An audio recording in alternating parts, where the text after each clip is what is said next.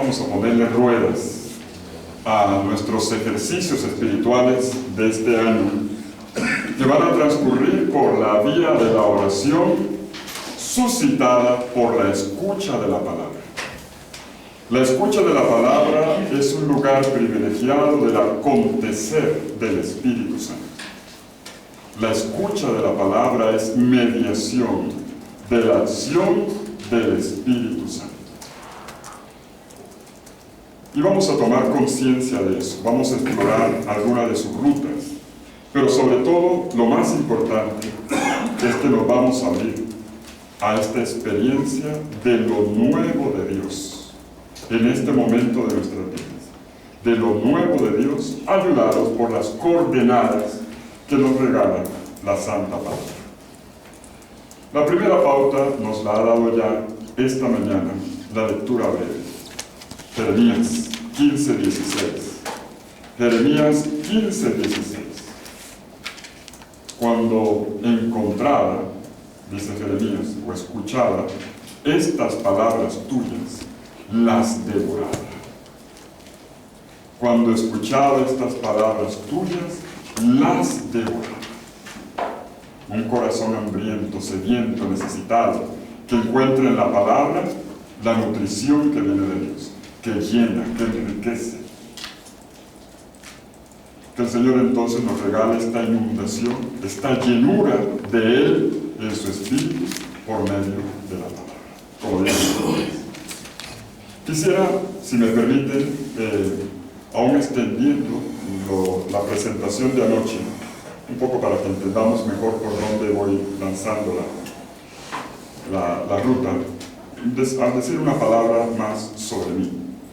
Lo he evitado porque eso de ser autorreferencial no me va, y además, con mayor razón ahora que Francisco nos lo recuerda.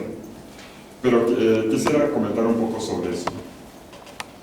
Yo le debo a la Renovación Carismática Católica mi dedicación, no total, pero casi, al estudio y al servicio de la palabra de Dios, en la Escritura.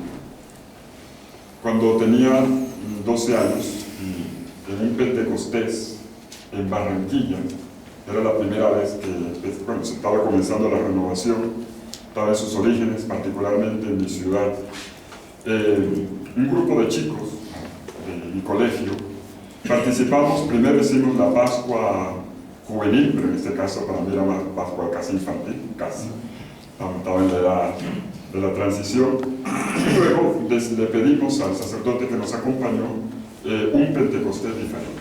Y era un sacerdote que había hecho la experiencia de la renovación carismática en el Minuto de Dios en Bogotá, que a su vez la había hecho con uno de los fundadores, uno de los primeros que tuvo la experiencia en Estados Unidos, en el año 68. Y queríamos saber qué cosa era eso.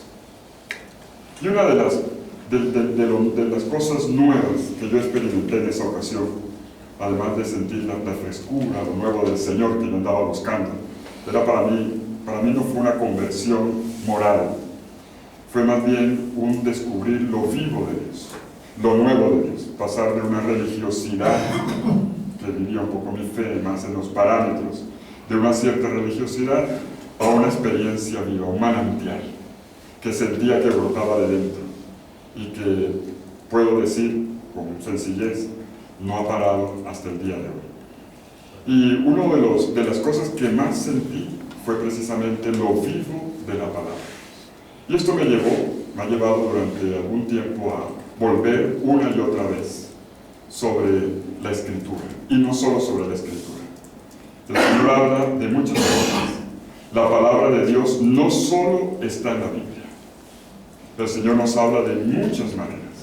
Sin embargo, la Escritura es una condición sine qua non, una condición indispensable, irrenunciable, necesaria para comprender la palabra de Dios en cualquiera de sus formas. No es la única, pero es insustituible. Ella ocupa su lugar.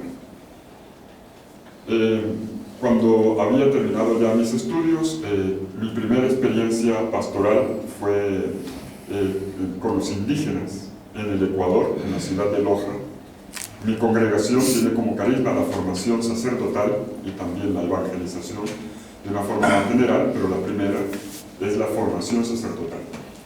Y comencé trabajando con los indígenas, lo cual para mí fue interesante porque me ayudó de una vez a aterrizar muchas cosas. Y decía, ¿y esto cómo lo digo? ¿Y esto cómo lo traduzco? ¿Y esto cómo puede ser? Y me da cuenta de nuevo la experiencia del Espíritu. Era el Espíritu el mismo que inspiraba las palabras, el que ayudaba a entender en cualquier cultura y en cualquier nivel de conocimiento.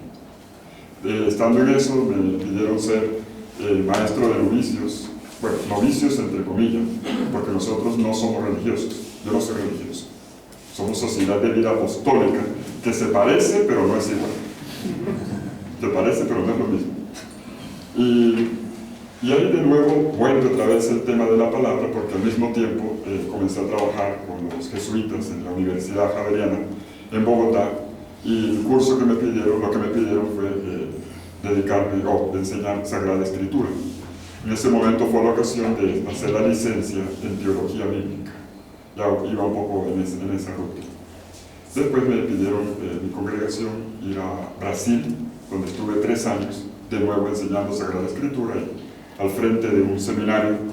Y de pronto mi provincial me dijo, bueno, ya vas a cumplir 30, es tiempo de que te formes un poco más. ¿Qué quieres estudiar?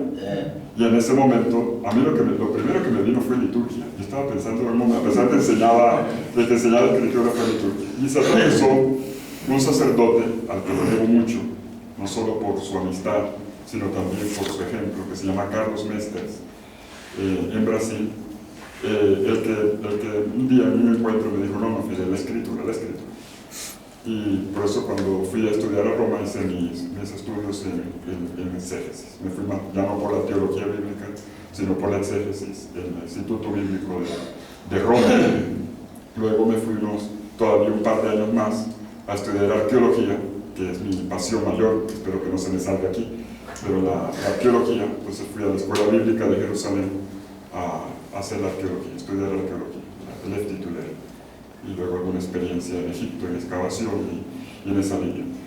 Luego mi provincial, ahí empecé la tesis doctoral, y mi provincial me dijo, no, ya es suficiente, ya llevas casi 6 años en esta, suficiente, deja, no más.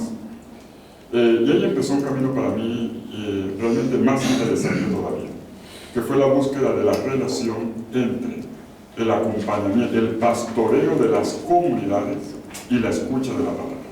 Un punto que empezó enseguida a marcar. En Colombia estuve trabajando un tiempo de nuevo en la Universidad Javeriana, en nuestra propia universidad, en la formación también de los nuestros. Y en el año 2004, la iglesia, habíamos creado un instituto bíblico precisamente para hacer esta conexión en Bogotá, se llama el Instituto Bíblico Pastoral para América Latina. Y en el CELA, el Consejo Episcopal Latinoamericano, la directiva en ese momento nos dijo, ¿y por qué, Fidel, no haces esto a nivel de América Latina? Y bueno, así fue. Estuve 8 años trabajando con las 22 conferencias episcopales de América Latina. Coincidió con la preparación de una asamblea, de una reunión que tuvimos en la ciudad de Aparecida, en Brasil. Me encargaron la preparación, luego en la realización, toda la parte bíblica, y una vez que terminó, yo dije, bueno, vuelvo otra vez a mi enseñanza y vuelvo a mis cosas, otros 4 años más para la aplicación. Así estuve hasta el año 2011, de nuevo trabajando la relación entre la palabra y el pastoreo de comunidades, un poco en todas las comunidades, cómo implementarlo en cada una de las 22 conferencias de América Latina. Y cuando terminé eso, en el año 2011, pedí un sabático, sentía la necesidad de hacer una parada, de volver a escuchar, había estado hablando mucho, y dije, hay tiempo de hablar y hay tiempo de callar, y llegó el tiempo de callar. Y ahí apareció un amigo, que le debo mucho también, de tu comunidad, de los operarios, el padre Santiago Guijarro, Oporto de Salamanca, con quien se dio la conversación, un sabático, pero ¿por qué no terminas el doctorado que empezaste? Y eso es lo que me ha ocupado el último tiempo en Salamanca. Los últimos 3 años largos ha sido un tiempo de escucha, de silencio, también de ministerio, Me hace reír Santiago de vez en cuando porque me dice, no me digas de dónde vienes ni para dónde vas. No me traiga más excusa, tú entrégame el trabajo y ya. Para. La palabra, puedo decirlo, lo digo con sencillez, ha sido el gozo de mi corazón y ha sido una de las experiencias, una de las mediaciones fundamentales de la experiencia del Espíritu Santo. No la única. Y repito, ni siquiera solo la Escritura como lugar de la palabra. El Señor habla, conduce, toca nuestras vidas. Lo cierto, lo experimento de muchas otras formas, pero la Escritura nos ayuda. Vamos a preguntarnos en la mañana de hoy, ¿cómo abrirnos a lo nuevo de Dios? ¿Cómo abrirnos a lo nuevo de Dios? El título de esta primera charla, de esta primera enseñanza, podría ser de una forma simple, experimentar lo nuevo de Dios. Experimentar lo nuevo de Dios. Y en esto, el pueblo de Israel hizo escuela. ¿Cómo experimentar todos los días lo nuevo de Dios? El Dios viviente, no el Dios fosilizado al que visitamos de vez en cuando y le rendimos adoración. No, el Dios viviente. El Dios viviente que cuando descubrimos, cuando nos abrimos a Él y tejemos relación con Él, hace reventar desde lo hondo del corazón un manantial de vida. Experimentar lo nuevo de Dios por la gracia del Espíritu. Experimentar lo nuevo de Dios por la gracia del Espíritu. ¿Cómo nos transmite esto la experiencia de Israel? Nos lo transmite en la memoria de la Escritura, por supuesto. Y en esto nos ayudan los salmos, y un salmo que quisiera tomar ahora de manera especial, nos regala las coordenadas de la experiencia de Dios. Podríamos tomar muchos salmos en este sentido, pero vamos a tomar uno solo como referencia, preguntando cuáles son las coordenadas. ¿Cuáles son las coordenadas para experimentar lo nuevo? Es decir, lo que nos corresponde a nosotros. Dios hace lo que quiera, siempre. Pero de nuestra parte, ¿qué aprendió Israel? ¿Cuáles son las coordenadas para experimentar lo nuevo de Dios? Los invito a abrir en sus Biblias y vamos a zambullirnos ahora, vamos a hacer la inmersión en un texto. Abramos nuestras Biblias en el Salmo 121. 121. En la liturgia de las horas, que siempre tiene un número menos, la mayoría, no todos, será el 120 en la liturgia, que es la misma de la Septuaginta, la misma de la Vulgata, siempre un número menos. En la Biblia, 121. El salmo que comienza diciendo, alzo mis ojos a los montes. El Salmo 121, el cual elijo para esta enseñanza por dos razones. Uno, porque es corto. Eso importa. Eso importa. Que si toma 119. Uno, por lo corto, pero dos, porque responde a la pregunta. Este salmo está construido para responder a la pregunta.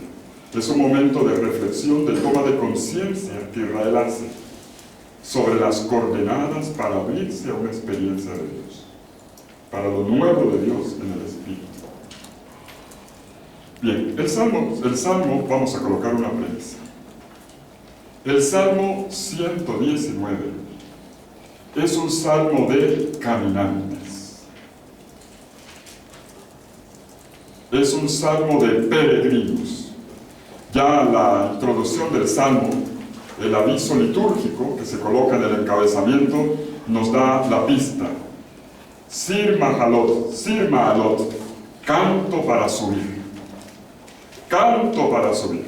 Canto de las subidas. Se entiende la subida al monte Sión, que está coronado por el templo.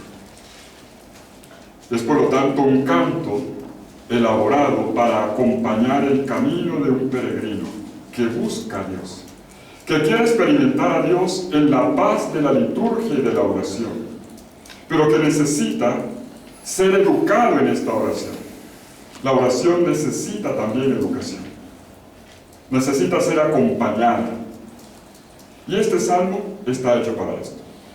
De hecho, no es el único salmo. Hay una colección entera entre el 120 y el 134. Son 15 salmos, todos junticos, que tienen la misma indicación. Cantos para los peregrinos, cantos para acompañar el camino. En la liturgia de la iglesia se le llamó cantos graduales, o salmos graduales, se entendía, para subir las gradas del templo y entrar en la presencia del Señor. ¿Cómo podemos entrar en la presencia del Señor? ¿Cómo podríamos hacerlo? La experiencia del orante del Salmo 121 lo condensa en algunas pautas. Primero, traza una experiencia que podemos llamar fundante o fundacional. Primero nos da el horizonte de una experiencia fundante en Dios. ¿En qué consiste la experiencia fundante? Lo que, si estuviéramos en ejercicios ignacianos, se llamaría principio y fundamento. ¿Cuál es el principio y fundamento? ¿Cuál es la roca sólida sobre la cual se construye toda experiencia de Dios? Para experimentar lo nuevo de Dios. Y luego, el salmo se desarrolla, ya lo vamos a ver, es una constante de la oración sálmica. Después de colocar un fundamento, un principio, enseguida lo desarrolla, lo comienza a desenvolverlo con algunas pautas. Y las pautas son 3. Una vez que nos da el fundamento, nos da 3 direcciones para la oración. 3 direcciones para disponer el corazón por medio de la oración para esta acción de Dios que ha sido anunciada. ¿Cómo disponer el corazón? 3 indicaciones muy concretas. Vamos a verlas y luego vamos a experimentarlas, si les parece. Vamos a traducirlas aquí entre nosotros, en nuestro ejercicio de oración, en nuestra alabanza y adoración compartida como sacerdotes de la renovación carismática. Vamos a dejar que esta palabra haga su trabajo en la mañana de hoy entre nosotros. Veamos primero, entonces, una vez que hemos colocado esta premisa, veamos ahora el fundamento.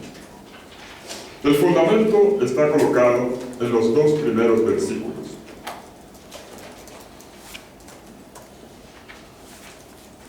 Invité a todo el mundo a abrir la Biblia y menos que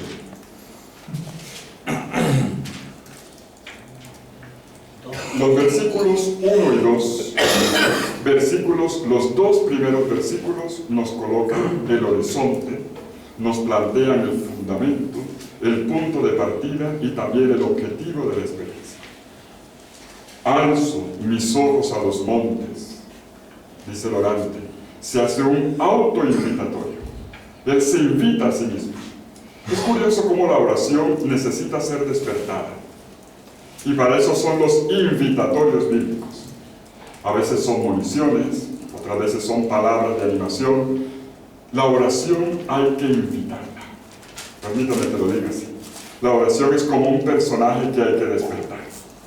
Y un personaje que hay que crear. Y el invitatorio en esta ocasión está dirigido a sí mismo, no a otros.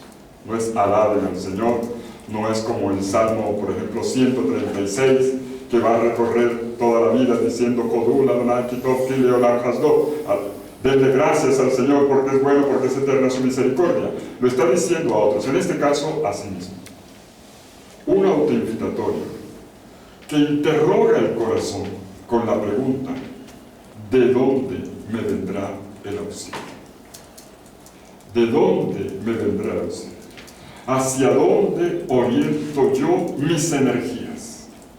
¿En dónde gasto yo mi energía?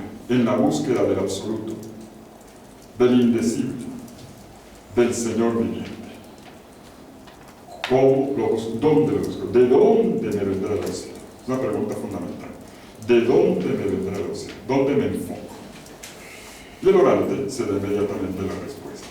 El auxilio me viene del Señor, que hizo el cielo y la tierra. Vamos a repasar un momento este fundamento, recordando lo fundamental. Alzo mis ojos a los montes. Alzo mis ojos a los montes. Lo primero que aparece en el escenario de la oración son las montañas. Tenemos un paisaje montañoso frente a los ojos del orante. Esto nos indica, muy probablemente, y lo voy a retomar ahora, muy probablemente, la historia de un peregrino que viene del norte. Es lo más probable. Quizás de Galilea, probablemente. Que cuando hace su viaje en dirección, su viaje de peregrinación, en dirección del templo de Jerusalén, está acompañado, de lado y lado, por el paisaje montañoso. De un lado las montañas de Samaria y finalmente las de Judá, o de Judea, y del otro lado las montañas de la Transjordania. Es el paisaje que acompaña a un peregrino que viene en su carreta o a pie con su familia, bien dispuesto a encontrarse con el Señor. Es lo que él ve cuando entra en la hondonada del río Jordán o en el valle del Jordán y observa cómo se elevan cada vez más las alturas montañosas. Alzo mis ojos a los montes. Hay una cosa muy curiosa aquí, padres, y muy importante. El solo paisaje ya despierta la oración. La sola visión del paisaje ya acompaña la oración. La oración no comienza cuando el orante ya está en la presencia de Dios en el templo. La oración comienza en el camino. Y el trecho que acompaña la casa, que une la casa con el templo, ya es de por sí una liturgia. El traslado ya es de por sí una liturgia. La liturgia no empieza, según el ritual del templo, en el momento en que están los cantos y las oraciones preestablecidas. El solo hecho de trasladarse ya es litúrgico. El camino es litúrgico. El caminar es celebrativo. La búsqueda ya es una oración. Y esto es importante. Nuestros ejercicios, Padre, no empezaron anoche con la presentación, con los nombres, con el anuncio del tema, con la oración de completas, donde nos entregamos al Señor. Estos ejercicios empezaron en el corazón de cada uno de nosotros cuando tomamos la decisión de venir. Cuando preparamos la maleta, cuando dimos las instrucciones en la casa y entonces dejamos organizadas las Eucaristías de la semana, repartimos oficios con las personas con las que trabajamos, dejamos todas las cosas listas, como acostumbramos a hacer. En ese momento comenzaron los ejercicios. La experiencia de Dios comienza en el corazón. Comienza en el momento en que tú te dispones. Y cuando tú pones el pie fuera de casa y comienzas a hacer la ruta, ya comenzó la celebración. El caminar es siempre litúrgico, es siempre celebrativo. Y el orante lo entendió muy bien. Alzo mis ojos a los montes. El orante ya preparó la casa, dejó lista la casa, hay que ponerle llave porque no, en ese tiempo había inseguridad, hoy gracias a Dios ya no lo hay. Cerraba todo, dejaba la comida para los animales, algún vecino que no era le encargaba las mascotas o qué sé yo, las otras cosas, dejaba todo listo, cerró la maleta, la colocó en la carreta, las mujeres embarazadas o los niños van en la carreta, los demás vamos a pie, los vecinos se unen, comenzó el viaje, comenzó la experiencia de Dios. Es lo que nos dice el Salmo al principio. Y la sola visión, repito, la sola visión del paisaje ya provoca la alabanza, provoca el canto. La montaña despierta la oración. La visión de la montaña ya despierta la oración. La montaña en la Biblia tiene un sentido.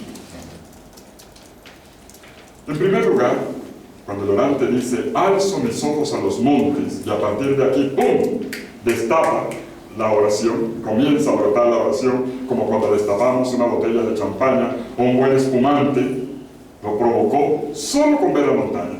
La montaña en la Biblia siempre remite a Dios. siempre remite a Dios.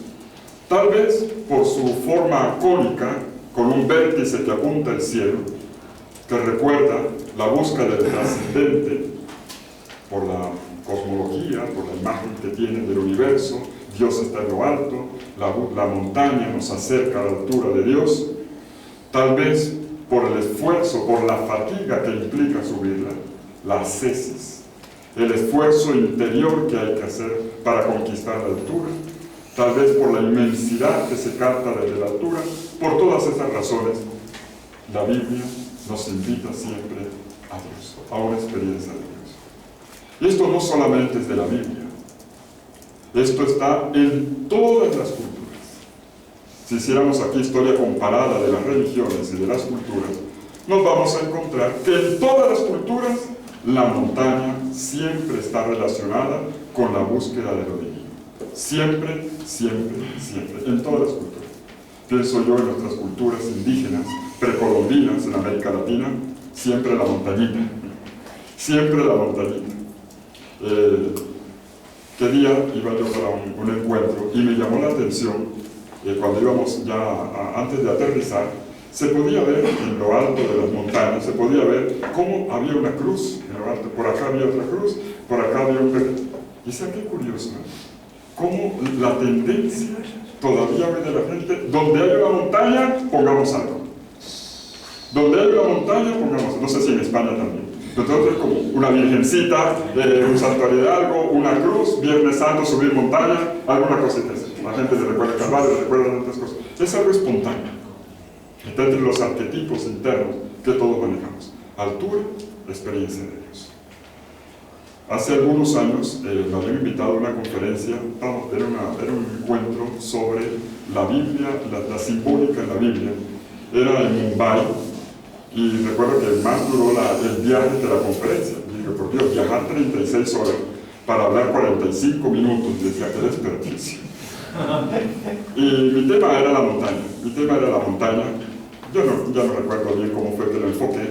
Lo que sí recuerdo es que cuando terminé, un sacerdote, por ser con jesuita español, que estaba ahí en la conferencia, me llamó aparte y me abrió la ventana y me dijo, Fidel, todo lo que tú dijiste, tú lo habrías podido decir en un minuto, abriendo la ventana y mostrando aquella montaña que está allá. Aquí todo el mundo viene a orar.